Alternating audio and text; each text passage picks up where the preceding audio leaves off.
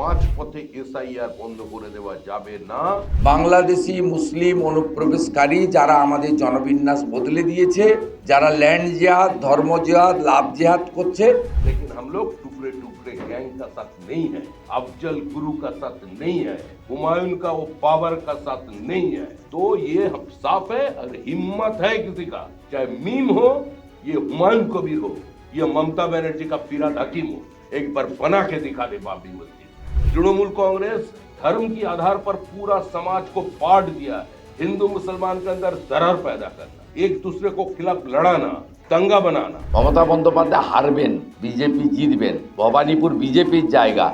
घुरे फिरे राम ही आश्चर्य सवाई है। हमारा तो कहना यही है कि राम भारत है, भारत ही राम है। जो हमारा जो हिंदू है, जो राजवंशी है, जो हमारा मोतुआ है, जो नमसूत्र है, कुर्मी है, जो भी है, जो क्रिश्चियन है, जैन है, पारसी है, वो सब दुर्भागा है। মুখ্যমন্ত্রী দেবতাদের দরজায় দরজায় ঘুরেছেন, কিন্তু গণদেবতার সিদ্ধান্ত নিয়ে ফেলেছেন যে 2026-এর নির্বাচন তৃণমূলের বিসর্জন।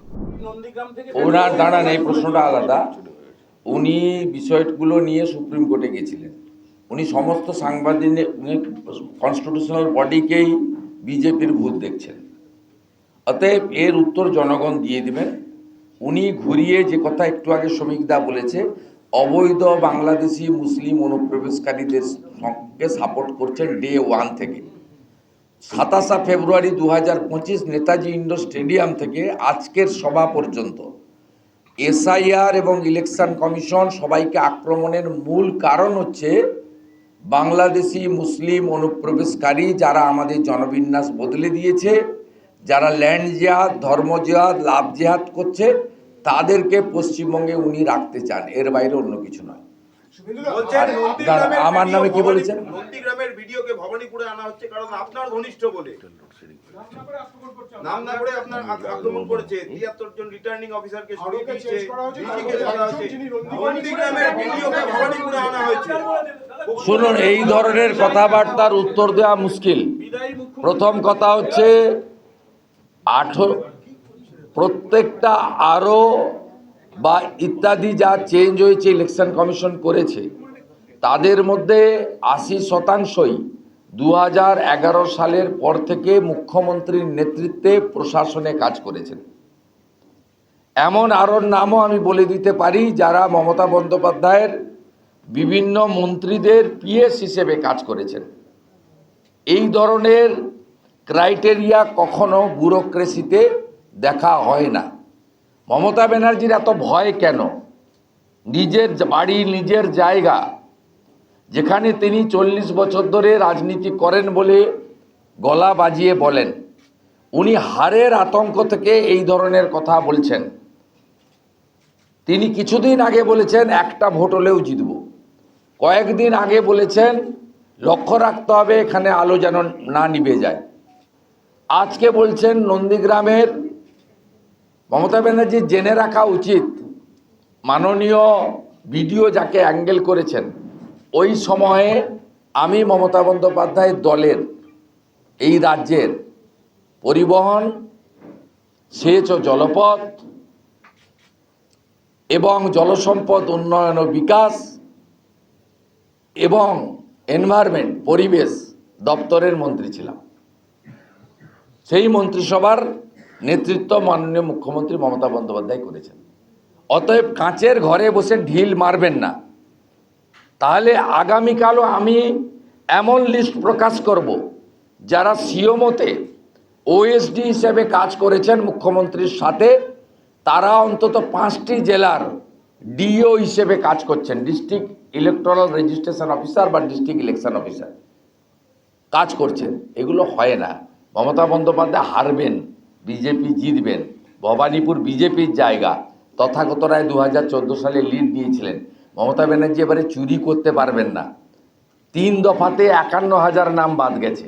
প্রথমে 45,000, পরে 2,000, অ্যাডজুডিকেটে 4,000 প্রায়।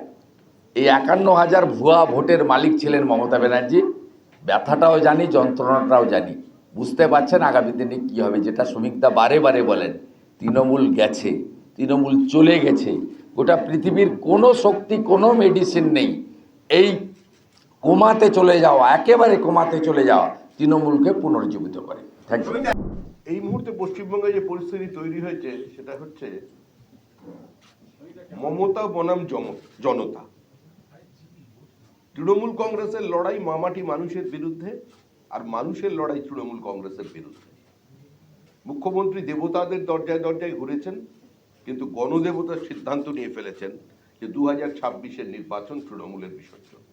তৃণমূল চলে গেছে, এখানে যে সরকার রয়েছে সেটা জীবন্ত জীবাশ্ম। আর শেষ কয়েকটা দিন কিছু তীর্যক বাক্যবান, কিছু অসাধু আক্রমণ বিজেপির উপরে চলবে। সাংবিধানিক ব্যবস্থা, সাংবিধানিক পরিকাঠামো, যুক্তরাষ্ট্রীয় ব্যবস্থা, সাংবিধানিক সংস্থা, এমনকি দেশের রাষ্ট্রপতির উপরও আক্রমণ চলবে। যতক্ষণ তৃণমূল কংগ্রেস ক্ষমতায় আছে তা থাকবে, কিন্তু পশ্চিমবঙ্গের মানুষ এই অভিশাপ থেকে মুক্তি পেতে চায় এবং তারা পাবে। মুখে না বললেও কি সমর্থন চাই না, কিন্তু বামেদের বা বাকি দলগুলির সমর্থন চাইছেন? তৃণমূল কংগ্রেসের কোনো বক্তব্যের কোনো প্রতিষ্ঠা এই মুহূর্তে পশ্চিমবঙ্গের মানুষের কাছে নেই। তৃণমূল গৃহীত, পরীক্ষিত এবং পরিত্যক্ত। তৃণমূল মানুষের বিশ্বাসের সঙ্গে প্রতারণা করেছে। তৃণমূল মেধাকে প্রতারিত করেছে। তৃণমূল জমির পাট্টা গরিব কৃষকদের থেকে কেড়েছে। তৃণমূলের কারণে আলু চাষি আত্মহত্যা করছে। এই সরকারটা কৃষক বিরোধী সরকার, শ্রমিক বিরোধী সরকার, এই সরকার শিল্প বিরোধী সরকার, এই সরকার শিক্ষা বিরোধী সরকার।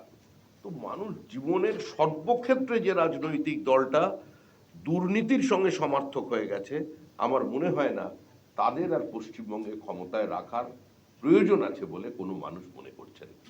বিমানবন্দর থেকে উনি একটা কাগজ দেখিয়ে বলছেন যে নির্বাচন কমিশনের নোটিফিকেশন, সেখানে বিজেপির প্রতীক, তার চিহ্ন রয়েছে এবং আই প্যাকেট তৈরি পলিটিক্যাল মিস্টেক নাকি পলিটিক্যাল ইন্টেনশন। আই প্যাকেট তৈরি করা। ও সব ছাউল কি আছে? কালকে আমি একটা যদি মুখ্যমন্ত্রীর প্যাড কোনো জায়গা থেকে জোগাড় করে একটা বিজেপির ছাপ মেরে বানিয়ে ফেলতে কত মিনিট? এগুলো শিশুসুলভ ব্যাপার। এগুলো থেকে কোনো মানুষের থেকে কিছু গ্রহণ করবে না। মুখ্যমন্ত্রীর কাছ থেকে এগুলো প্রত্যাশা করা যায় না। এতদিনের একজন যার রাজনৈতিক রাজনৈতিক ব্যক্তিত্ব, 3 দিন বারের মুখ্যমন্ত্রী, তিনি আজকে এই কাগজ নিয়ে কি রাজনীতি করবেন?